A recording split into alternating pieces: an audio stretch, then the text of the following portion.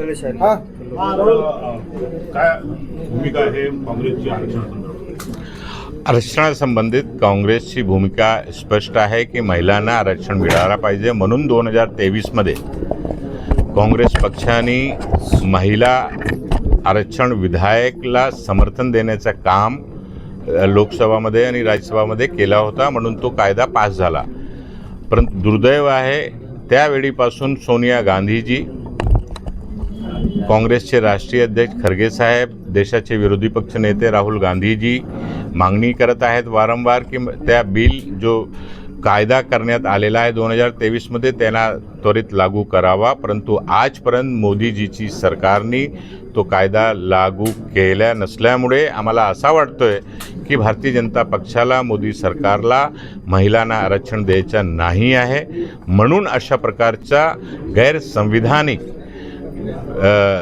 संविधान संशोधन विधेयक त्यांनी महिलांच्या आरक्षणाच्या नावाखाली या गेल्या अधिवेशनामध्ये आणला, जो चुकीचा होता, गैरसंविधानिक होता, नियमबाह्य होता, लोकतांत्रिक प्रक्रियेला धोका होता.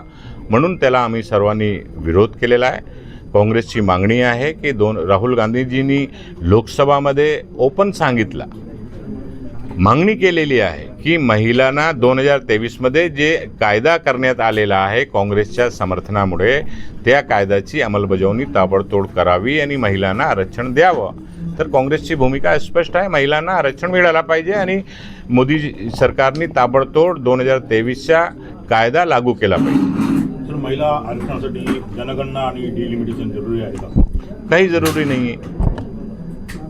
जो कायदा 2023मध्ये पारित झालेला आहे त्याप्रमाणे सध्याच्या लोकसभामध्ये जो स्ट्रेंथ आहे त्या स्ट्रेंथच्या आधारावर आरक्षण लागू करून दिला पाहिजे. जर त्यांना डिलिमिटेशन करायचं असेल तर त्याच्यासाठी जी प्रक्रिया आहे कायद्याची आणि लोकशाही पद्धतीने ती संपूर्ण प्रक्रिया पूर्ण करून ते पण केला पाहिजे. काँग्रेसचा कुठेही विरोध नाही आहे. काँग्रेसचा विरोध संविधान आणि लोकशाहीची हत्या करणारा बॅकडोर कायदा बनवण्याच्या, कायद्यामध्ये संशोधन करण्याचा जो बिल आणला होता त्याचा विरोध होता. म्हणून ते बिल पाडण्याचं काम आम्ही सर्वांनी मिळून केलेलं आहे. काँग्रेसची पुढची भूमिका काय असणार?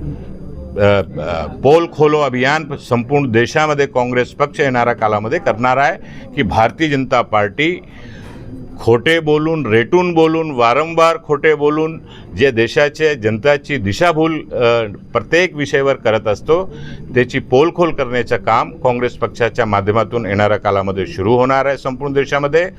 तसेच 2023च्या महिलांना जे आरक्षण देण्याचा कायदा पास करण्यात आलेला आहे तो कायदा त्वरित लागू करावा ही मागणी काँग्रेस पक्ष करणार आहे.